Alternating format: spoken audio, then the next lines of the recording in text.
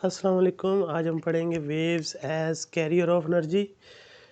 तो इसमें हम सीखेंगे जो वेव्स हैं वो एनर्जी कैरी करती हैं, इंफॉर्मेशन कैरी करती हैं। वो हमने शुरू में भी पढ़ा था जब वेव्स का टॉपिक पढ़ा था। लेकिन हम यहाँ थोड़ी दो एक्टिविटीज़ हैं उनकी मदद से ये जो है ना शो करेंगे कि वेव्स जो है ना वो एनर्जी को कैरी करती हैं और वेव्स मीडियम के पार्टिकल्स या मीडियम को ट्रांसफ़र नहीं करती। तो सिंपल सी एक्टिविटी है। पहले एक रिजिड स्पॉट उसके साथ एक स्ट्रिंग जो है ना अटैच कर दें। दूसरा लूज एंड जो अपने हाथ में पकड़िए और उसको वाइब्रेट करवाइए। जब आप वाइब्रेट करवाएंगे उसको अप एंड डाउन, उसके रिजल्ट में स्ट्रिंग के ऊपर जो है ना वेव्स प्रोड्यूस होंगी इस तरह ट्रांसफर वेव्स की शक्ल में, जो आप पढ़ चुके पिछले टॉपिक में। तो ये ट्रांसफर वेव्स प्रोड्यूस हुई हैं अप एंड डाउन मोशन की वजह से। तो जिसमें आपने कहा था जो अपर पार्ट होगा उसे क्रस्ट कहेंगे, लोअर पार्ट को ट्रफ कहेंगे, ये वही चीज़ है। तो अब हम बात करते हैं इसकी एनर्जी की। अब फ़र्ज़ करें हमने दूसरे जो एंड है वो रिजिड स्पॉट नहीं है, बल्कि दो फ्रेंड्स हैं वो आपस में जो है ना वो खड़े हैं और वो इसको कर रहे हैं, वाइब्रेट करवा रहे हैं। ये इधर एक फ्रेंड आ गया और ये दूसरा। ये एग्जांपल है समझाने के लिए। और ये दूसरा है। अब देखें दोनों क्या करते हैं। ये इधर वाला जो है ना, ये लेफ्ट साइड वाला, ये वाइब्रेट करवाएगा। उसके रिजल्ट में क्या होगा, जर्क प्रोड्यूस होंगे, यानी ये क्रस्ट और ट्रफ वो ट्रैवल करेंगे दूसरे एंड तक। दूसरे एंड पे जब वो क्रस्ट पहुंचेगा तो उस फ्रेंड का हाथ अप मूव करेगा, अप साइड पे, उतना ही जितना वेव का डिस्प्लेसमेंट होगा, मीन एम्पलीट्यूड। और जब वो ट्रफ पहुंचेगा उसके बाद उसका हाथ नीचे मूव करेगा। अब उसके हाथ की जो मोशन है वो शो कर रही है कि इस एंड से एनर्जी इस एंड तक क्या हुई, ट्रांसफ़र हुई। फिर अब ये देखें, अगर ये फ्रेंड बहुत तेज़ी के साथ वेव्स प्रोड्यूस करता है स्ट्रिंग के ऊपर, यानी वो इस शेप में होंगी, जिसे हम कहते हैं फ्रीक्वेंसी। फ्रीक्वेंसी का पहले भी बताया था जब हमने सिंपल हार्मोनिक मोशन पढ़ी थी। इसमें सिंपल डिफाइन करेंगे number of waves passing through a point in A second, उसे हम नाम देंगे फ्रीक्वेंसी का। हर्ट्ज में मेजर करते हैं। तो number of waves passing through a point आप अपनी मर्जी से कोई भी रेफरेंस पॉइंट लें। लेट्स सपोज हम यही पॉइंट लेते हैं। अब हम यहीं से वेव्स प्रोड्यूस कर रहे हैं अप एंड डाउन मोशन से। तो जितनी वेव्स एक सेकंड में इस पर्टिकुलर पॉइंट से पास करेंगी वो उसकी फ्रीक्वेंसी कहलाएगी। तो यहाँ फ्रीक्वेंसी कम है, देखें एक वेव और ये दूसरी वेव और ये तीसरी वेव और ये हाफ 3.5 वेव्स हैं। अगर वो एक सेकंड में भी फर्ज करें ट्रैवल कर रही हैं तो 3.5 हर्ट्ज उसकी फ्रीक्वेंसी होगी। लेकिन यहाँ देखें वेव ज़्यादा है तो यहाँ पर फ्रीक्वेंसी ज़्यादा होगी। फ्रीक्वेंसी ज़्यादा होगी तो एनर्जी ज़्यादा ट्रांसफ़र होगी, थोड़े टाइम में ज़्यादा एनर्जी ट्रांसफ़र होगी। तो जितनी जल्दी आप पर सेकंड पे वेव्स प्रोड्यूस करेंगे उस वेव्स की फ्रीक्वेंसी उतनी ज़्यादा हो जाएगी और एनर्जी ट्रांसफ़र होने का रेट भी बढ़ जाएगा। और अगर आप स्लो मूव करवाएंगे स्ट्रिंग को, वाइब्रेट करवाएंगे, तो इस तरह बिल्कुल इस तरह वेव्स प्रोड्यूस होंगी और अब भी एनर्जी ट्रांसफ़र हो रही है। लेकिन अब एनर्जी ट्रांसफ़र होने का रेट बहुत ही कम है, क्योंकि यहाँ पर देखें फ्रीक्वेंसी बहुत ही कम है, क्योंकि सिर्फ और सिर्फ दो ही वेव्स हैं। तो इस तरह क्या होता है, वेवलेंथ बढ़ जाती है। देखें क्रस्ट से क्रस्ट का फासला, और यहाँ देखें क्रस्ट से क्रस्ट का फासला कम हो गया। तो वेव्स लेंथ और फ्रीक्वेंसी आपस में इन्वर्सली हैं एक मीडियम के अंदर। तो ये सिंपल सा एक एक्टिविटी थी जिसकी मदद से आप क्या कर सकते हैं, मतलब ये शो कर रहे हैं या प्रूव कर रहे हैं कि जो वेव्स हैं वो एनर्जी को कैरी करती हैं from one end to another. तो अब एक और एक्टिविटी है उसी के साथ ही वो देखते हैं। उसमें जो है ना वो एक पॉन्ड की एग्जांपल दी गई है और वो पेपर में भी काफ़ी दफ़ा आई है आपके। तो उसमें कहा गया कि एक सिंपल एक पॉन्ड हो, अगर वाटर पॉन्ड, वो पानी से भरा हुआ है और उसके ऊपर आप एक स्ट्रॉन ड्रॉप कर देते हैं, यानी फ़र्ज़ करें ये वही पॉन्ड है।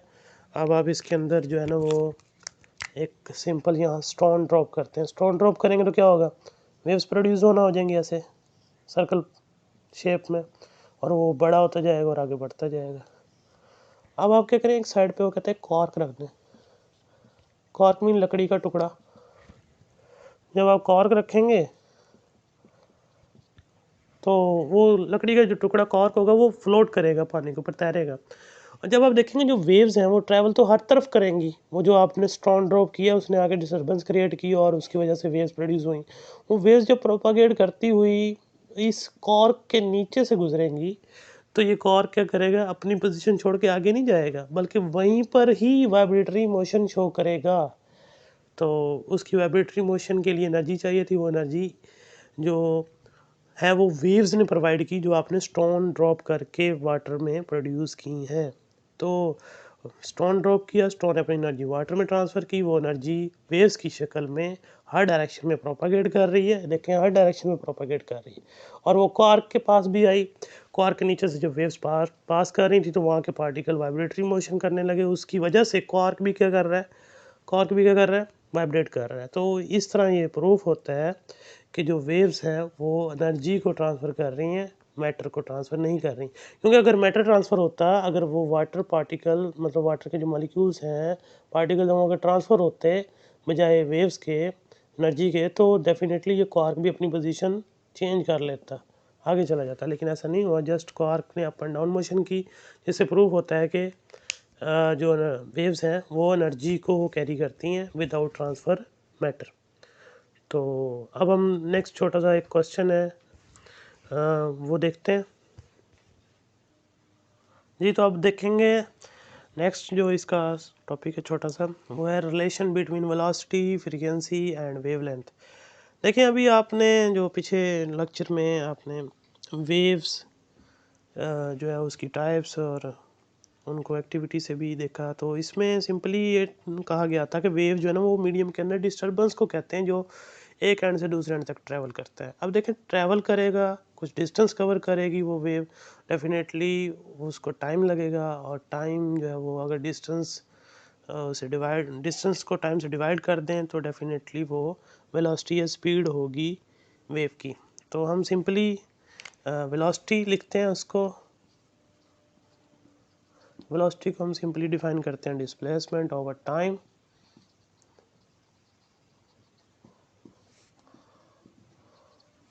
तो simply v is equal to d by t लिखते हैं। ये सिंबल्स हैं उनके, ये आप 9 क्लास में पढ़ के आए हैं ऑलरेडी चैप्टर नंबर 2 में। अब टाइम जो है वो रिक्वायर्ड है वेव्स को ट्रैवल करने के लिए from one point two another point. अब सपोज कर लेते हैं कि जो टाइम लगता है वेव को एक जगह से दूसरी जगह ट्रैवल करने में, वो time period T of the vibrator के बराबर है।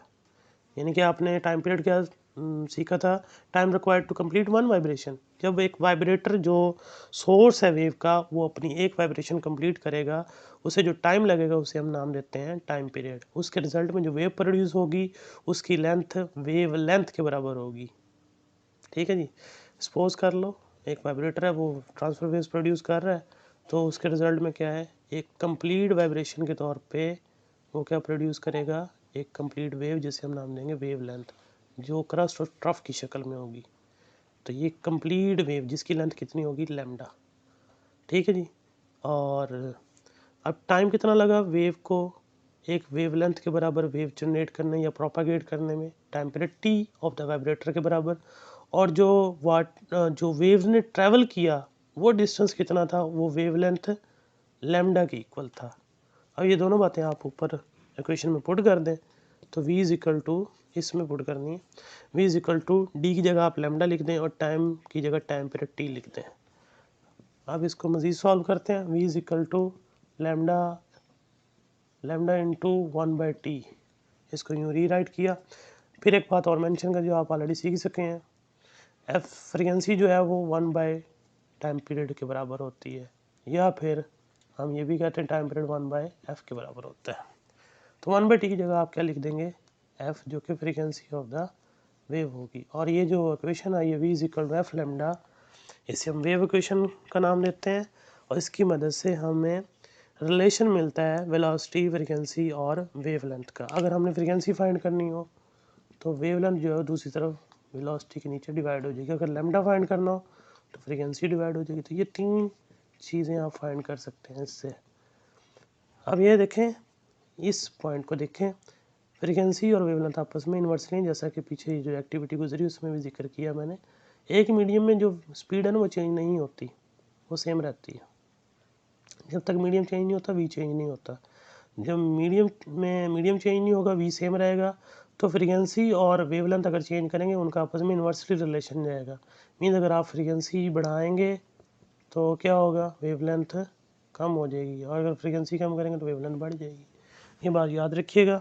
और ये जो formula v equal F lambda, ये आपके न्यूमेरिकल्स में हेल्प करेगा, वहाँ इसको सॉल्व करेंगे। तो फिर अब लास्ट लेक्चर रह गया आपका, जिसमें वेव्स की प्रोडक्शन देखेंगे और वेव्स की जो कुछ कैरेक्टरिस्टिक्स हैं वो स्टडी करेंगे। वो एक्सपेरिमेंट है basically. Till then take care.